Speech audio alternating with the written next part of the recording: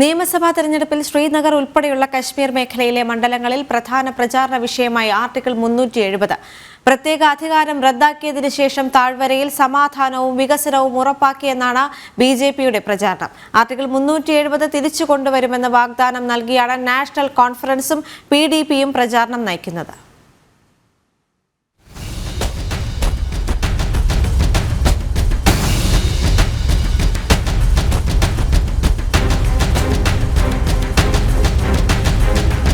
ജമ്മു കശ്മീരിന്റെ ചരിത്രം 2019 August 5 article 370 റദ്ദാക്കിയതിന് മുൻപും ശേഷവുമെന്ന് രേഖപ്പെടുത്താനാകും.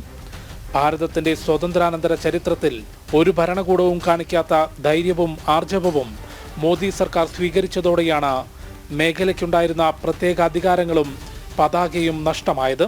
താഴ്വരയിൽ ഭീകരവാദത്തിന്റെ വേരറുക്കാനായതും വികസന പദ്ധതികൾ നടപ്പാക്കിയതും ആർട്ടിക്കിൾ 370 റദ്ദാക്കിയതിന്റെ വിജയമാണെന്ന് बीजेपी जनങ്ങൾക്കിടയിൽ ചർച്ച ചെയ്യുന്നു. आर्टिकल 370 हटाने के बाद ये पहला इलेक्शन है. प्रधानमंत्री मोदी जी ने 370 हटाने के बाद जम्मू कश्मीर में टेररिज्म को ख़त्म किया.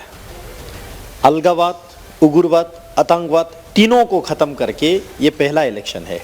മുൻപ് തോക്കുകൾ നിരന്തരം ശബ്ദിച്ചിരുന്ന കശ്മീരിൽ ഇന്ന് സാഹചര്യം വ്യത്യസ്തമാണ്.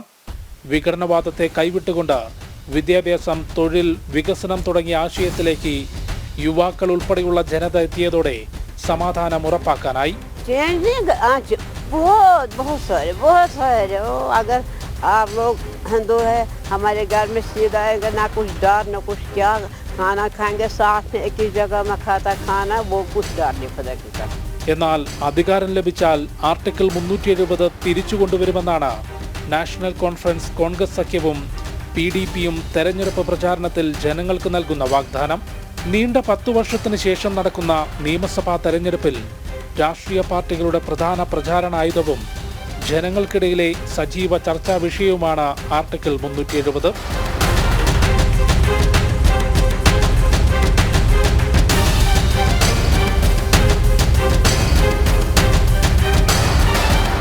ആർട്ടിക്കിൾ 370 റദ്ദാക്കിയതിനു ശേഷം ഭാരതത്തിലെ മറ്റേതൊരു ഭൂപ്രദേശം പോലെ കശ്മീരും മാറുകയാണ്.